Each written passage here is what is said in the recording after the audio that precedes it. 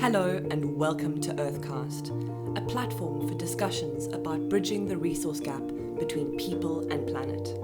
I am Olivia Taylor, or Olivia Earth on the socials, your host, and I will be interviewing a series of change makers, thinkers and disruptors, and asking them about their areas of expertise. Together, we will discover fresh perspectives and the most useful levers in society for change. The main question that we will explore is how are trade-offs made between people, planet and profit? More specifically, how do we solve wicked problems and make decisions at the margin? If you would like to hear more from Earthcast, subscribe to the podcast and follow us on social media. Hi there and thanks for joining us. Today I'm speaking to James Mwenda, or Jemu, who many of you will know as a member of the Rhino Unit team at Old Pajeta Conservancy in central Kenya, where he and his teammates provide care and protection for the last northern white rhinos. James is a 2018 recipient of the African Ranger of the Year Award and has become a global ambassador for conservation and the realities of extinction. James is probably best described as a storyteller and conservation speaker, while also caring for Najin and Fatu. Tragically, as many of us know, Sudan, the last male northern white rhino, died in 2018, which emphasizes the importance of James's work. James's work has even taken him to Hong Kong, where he's visited schools, met key conservation influencers, including Jane Goodall, and was interviewed on radio, all with the aim of spreading awareness and affecting change in attitudes towards conservation and illegal wildlife trade. So James, how have you been doing since the death of your beloved Sudan? Thank you so much for the invitation. I really appreciate it. And definitely, I think after Sudan died, to be honest, I had planned to resign because definitely there wasn't so much hope there is today in terms of the in vitro fertilization programs, and there wasn't so much advancement in that. And it had taken so much emotional toll on me, being very emphatic about the situation that these rhinos were going through, and wondering what I could have done more to save the situation. And I was amongst the many people that were battling, watching these northern white rhinos getting near extinction, and all I could do was feed them and shout on my social media and do everything that I could to raise awareness. And I was feeling like the message was not getting anywhere. But I think Sudan's death brought much more awareness than when he was alive. And there was a turnaround of expectations that I had expected. So when he died, people raised so much more questions about what was really happening to our planet. People got more sensitized, and sort of a new role evolved for me. I remember writing the tribute to Sudan that became, it trended a lot, and it was like had over like 10,000 shares, and people now started reaching out saying like, what really can we do? I want you to come and talk here and there. And sort of I had a new evolution of a role to go out there and start sharing this message. And that's eventually what evolved after Sudan passed. And what I've been trying to do was to not people feel despondent about the fate that Sudan faced as the last known male northern white rhino, but try to inspire people that we still have a window and an opportunity to do better for our planet and our environment. And we are now clinging to the hope that science, precisely in vitro fertilization and other ways that scientists are trying to approach, will be the remedy to save the northern white rhinos. James, thank you so much for sharing that. That was really moving. James, have you, what would you like to see now with regards to policy and implementation? Coming from South Africa, we have a really beautiful constitution, and I know a lot of African countries also have very good constitutions, but the implementation of those constitutions is the difficulty. So what would you like to see happen specifically for northern white rhinos and in your conservation area? I have to confess that I think our government has slightly been trying to do much more in terms of policies and enforcement of laws that govern and control how people react and treat wildlife in Kenya. We've seen them coming with much more, so to say, profound fines for people that are found with any animal artifacts or any animal parts. We've seen the life sentences get much more severe. We've seen in Kenya, we are lucky we have a government agency that deals with the protection and the overall oversight of animals, animal welfare. So slightly, I can say our government has really been doing well. We've not lost a single rhino to poaching last year, if I'm right, in the whole country. It's all because of these steps that at least the government has really been trying to put. However, there's so much that needs to be done in terms of making sure that the policies are adhered to. Because ironically, when our politicians talk about, you hear them talk about economic prosperity of the people, you hear them talk about health, you hear them talk about jobs creation, infrastructure. Unfortunately, you never hear them talking about the environment, which we all exist at that threshold.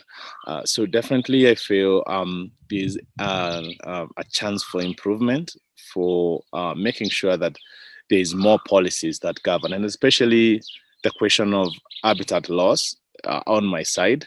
I think the clear sign that we have now is that there's a potential we might be able to stop poaching, especially of elephants and rhinos. But I think the biggest question that we'll have in the future is, where do we take the secured rhinos now? And these are animals that require large tracts of lands, large spaces for them to survive and thrive. So I feel there's so much needs to be done in terms of land grabbing. It's a very big issue in Kenya, where people take even land that is meant for conservation. We have seen, people tearing down to start farming of crops and cash crops and all of that. So, conservation is such a diverse thing where a government has to direct its long arms into those different components to make sure that it becomes a success. Yeah, so what you're saying is it needs like a definitely a multifaceted approach because of all these different types of difficulties in conservation. I completely agree with you. I have another question for you. If what would you like the international community to know about your work? And what are some of the most significant barriers or challenges that your work faces or that you face in trying to achieve these goals? Yeah, I think firstly, the international world definitely would want them to know that, first of all, we really appreciate the support. We realize in Kenya, just to mention, so much of our conservation causes survive because of the support that we get both internally and outside. Definitely, be it tourism, be it donations, be it funding for projects that we are doing here. So first of all, that's really appreciated. And what I would want the international people to know is definitely that what we normally are doing on the ground, precisely, it's for all of us. It has nothing to do with me as a ranger. It has nothing to do with Opejeta as a conservancy. It has nothing to do with Kenya. What we do is for the common good of our planet. It might always sound like it's a distance, and someone might question, why should I look after a rhino that is in Africa? But what I believe is there's no single species on this planet that exists in its oneness. We exist as a unity, as a community, and what happens to rhinos definitely affects what happens to tens and thousands of other species. And so for us being on the ground every day protecting them means we are doing it for everyone. And that is what I believe for species down in South Africa, for species down in Namibia, Antarctica, name everywhere. We all exist as a unit, and if we protect it, then definitely it's for the common good of our planets. And some of the challenges definitely we face being on the front lines definitely is the risk of animals definitely, and losing our lives to poachers. Because, for instance, of Opegeta Conservancy, where I am, we are the largest black rhino sanctuary in Eastern Central Africa. So everyone knows that. We have around 180 rhinos in our premise, and Opegeta is 90,000 acres. And the challenge is making sure that these animals are safe on an everyday basis, and bearing the cost that comes with the operations that make sure we maintain and protect these animals, and also the plans that we have for the future. Definitely, like now we have reached our carrying capacity for the black rhinos. We have around 140 black rhinos. We should be having 120 black rhinos, so we are a success already. And the question is, where do we take the surplus rhinos? So the challenge is securing another land, rehabilitating a land that has been used by the government, putting in new properties and systems to make sure that the rhinos are safe and secure. So the expansion program now is seeming a bit of a challenge that we have to bear up with. And also the changing times. COVID came. 80% of our operations cost will rely on tourism and other complementary enterprising. So we've now been surviving on a very thin line and making sure that at least we keep our boots on the ground. So it remains a big challenge, especially for such an year. And I am sure you can attest that, Olivia, conservation has really been struggling in these times of COVID. So apart from that, we really have been able to stay afloat on a number of issues, because for the last 3 years, for instance, Opegeta, we've not lost a single rhino to poaching, which is just all because of the efforts that we have to put, and also the good community relations that we've built to make sure that we have all the structured layer of security coming through. So we are getting there eventually. Thanks, James. And I want to talk more about that, because you've mentioned getting the community involved in the community structures. So in South Africa, many of the rangers working on the ground deal with a very difficult issue, which is some of the poachers that they encounter are known family members or relatives living in local villages and towns. And I know you personally have dealt with human-wildlife conflict. So how do you, as a ranger, deal with the complexities between these wildlife crimes and society's needs? And where do you draw the line? What do you think the best solution is to these issues? Definitely, I think that's a very gray area when it comes to dealing with, because, for instance, you're out there in the field and you spot someone, and upon approach, or when they have surrendered, you realize it's your brother or your cousin or your neighbor. It becomes very complicated. And to be honest, is what we have very good community relations that even the few individuals in the community that could be involved in any poaching incidents, for instance, are people that could be well known by the community, and the benefits that the community have reaped from Opegeta Conservancy. We actually have 4 pillars that we support. It's water, it's agriculture, it's health, and it's infrastructure. So people benefit a lot from being surrounded by Opegeta Conservancy. And even if a family member or a community member is known to be engaging in this, the community themselves sometimes sacrifice these people for us. And as I mentioned earlier, we work alongside the Kenya Wildlife Service, which is the entity that is designed by the government to make sure that they help in protecting these animals. So whenever we have a poaching incidents, for instance, and we have caught someone, we have the evidence, we will always have the integration of the KWS. So it becomes a third party, which is not biased. And now they will take the lead from there. Once we've caught them, we take them through the legal justices. We the KWS will take it from there. So they will arraign in court. They will be charged with, depending on the evidence that they have been found, and the case leaves you. So you don't take the burden or the responsibility of having betrayed your family member. But the government has been very clear in Kenya. Is like, when you are found in a conservancy, you have like an harm, you're harmed, you're ready to kill or poach an animal, it is very clear.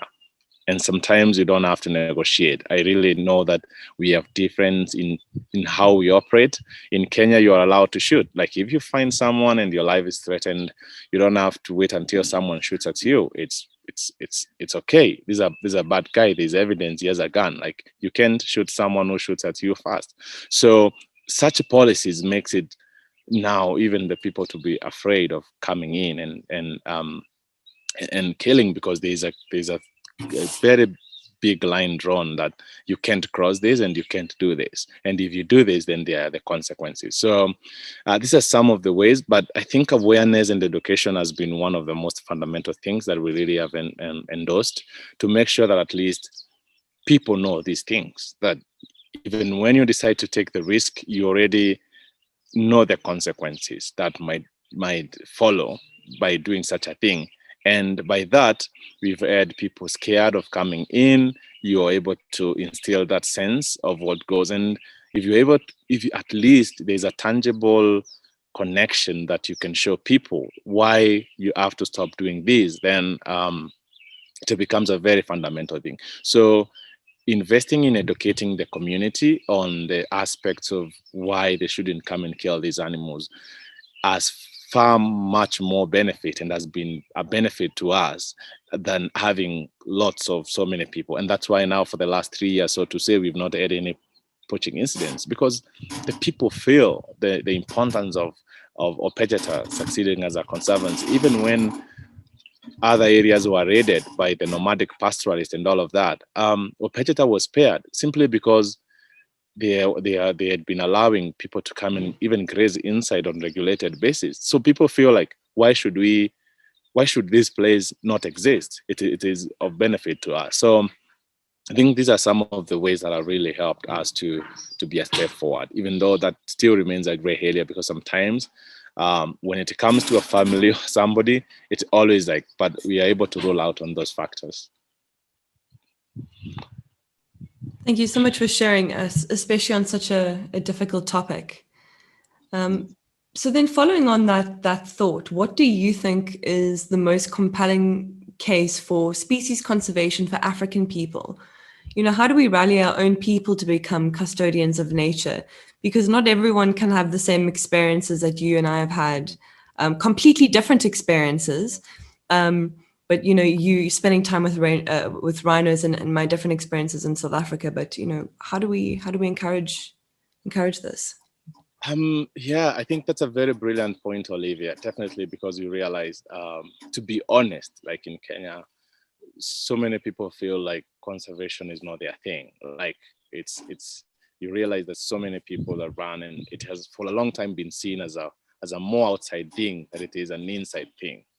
And just to give a little bit of context to this, is I've been doing a lot of local school talks. I've visited all the schools in my village, and one of the things that I do when I visit a school is go to the classroom or the audience, and I have like 500 students I'm doing a talk to, and I ask them, can someone raise up their hand who would want to be a ranger? And there's no hand raised, simply because they think that ranger work is not trendy.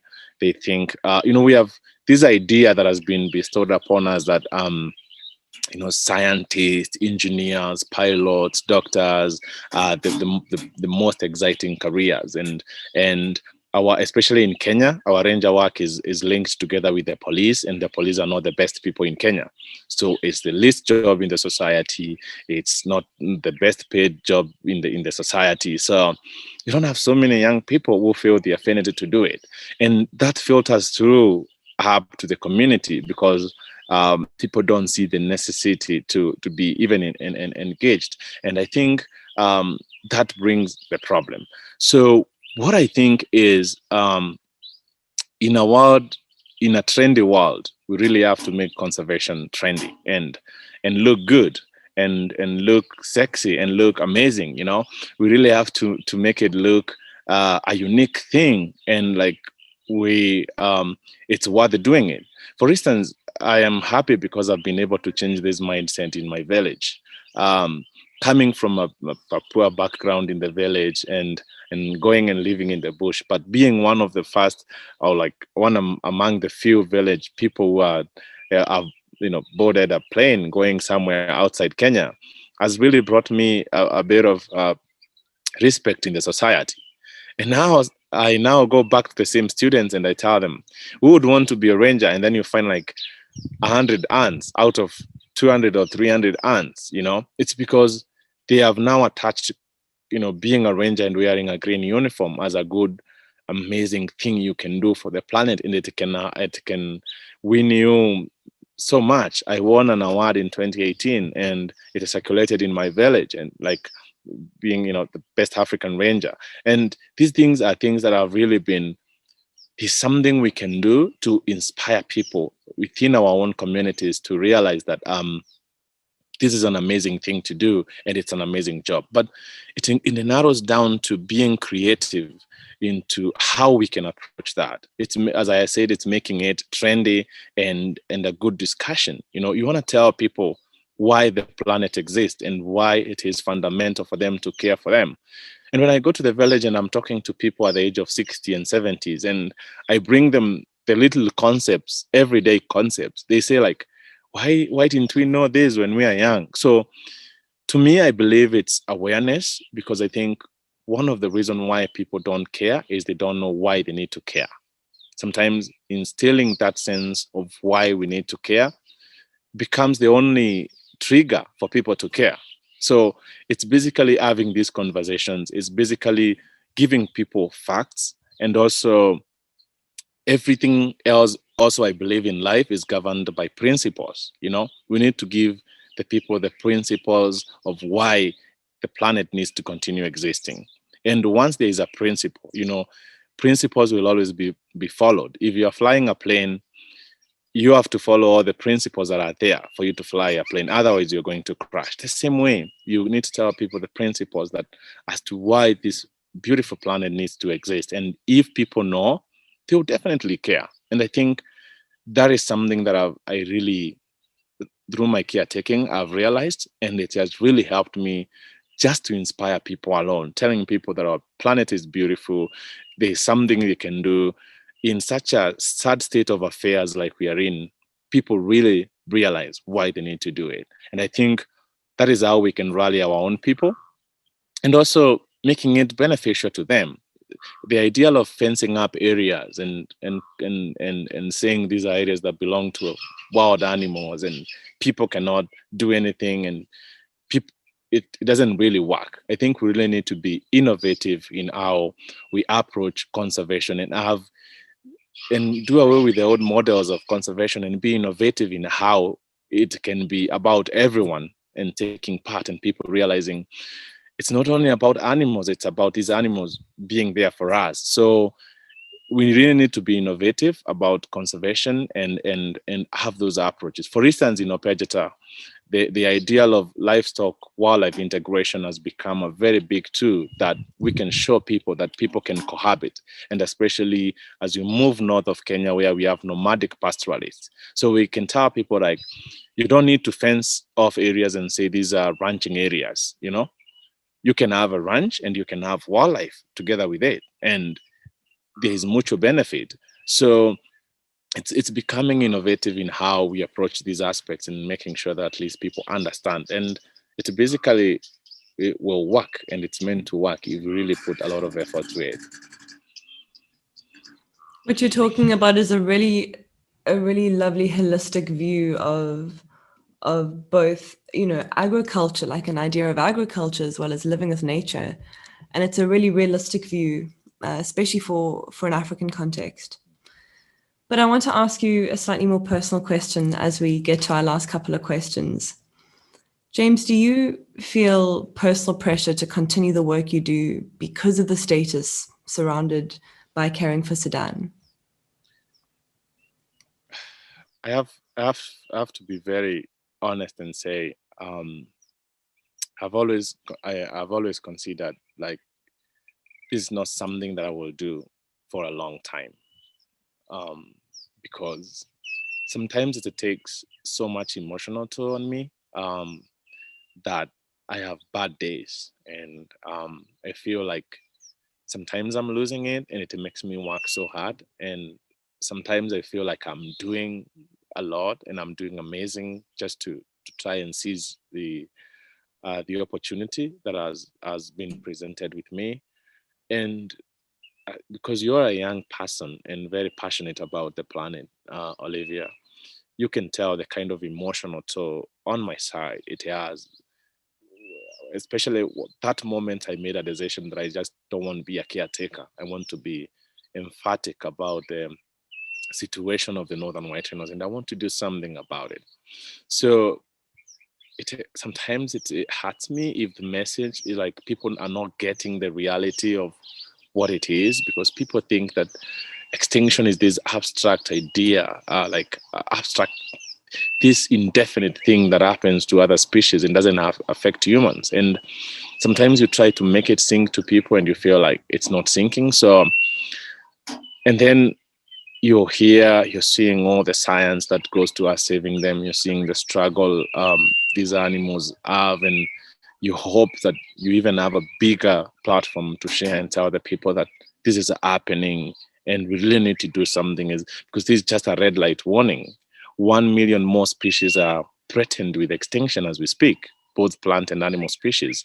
And you really hope that people are waking up and realizing that this is happening. So my hope is to grow and sort of like raise much more awareness, be engaged in more opportunities that can, and especially help the younger generation, the younger version of people, to help realize that our planet and our only home. And I know, God willing, I'm going to be here maybe in the next 60 or so years, that the planet that I want to be when I'm a 70-year-old man is being compromised by our actions. And I feel that if we go the education way, where we inspire young people to care for the planet, no matter what career they want to be in life, is something that is very close to my heart. And also, not only the young people, but also the old folks who have resources and time. I want to invest my time a lot in travel, definitely, where people, realize they just don't go and see the animals and get excited. They really can invest in the well-being of these animals. So I have bad days, I have good days in what I do now, and I'm sure I would want someone else to come and fit in my shoes and be inspired like I've been to do much more. So I don't know how definite or indefinite that future is, but I'm hoping that at least I will continue doing what I'm doing now to continue inspiring people. Well, I'm really, I don't know, I guess relieved to hear that you have such an incredible sense of what you need as well to be able to do your best work, and your awareness of your limits. So I'm sure all the listeners as well will be sending lots of thoughts for those good days for you and whatever future you choose, which I think inspiring children and getting involved with children sounds like a lovely aspect. But we will all look forward to see where you go with your career. James, thank you so much for joining me today. I have really enjoyed our discussion, and thank you so much for being so heartfelt and candid. I've really appreciated it. And for those of you listening, you can find James on Instagram at Jemu_Mwenda. But James, I have one last question for you before you go. Mhm. Given your expertise and what you know about conservation and rhinos, what questions should I have asked you? I think what you could have asked me was, so many people feel lost into um, the various components of conservation, that conservation is so huge. And I I was involved in the David Attenborough, Extinction, the Facts, and I think it has made me think a lot. I think it is easy for people to feel lost into some of the things that are happening to our planet.